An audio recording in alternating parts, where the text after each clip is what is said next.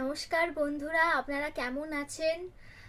শুভ শারদীয়ার শুভেচ্ছা ও অনেক অনেক ভালোবাসা সকলকে জানিয়ে আমি একটি আগমনীর গান গাইবো। চলো শুরু করি।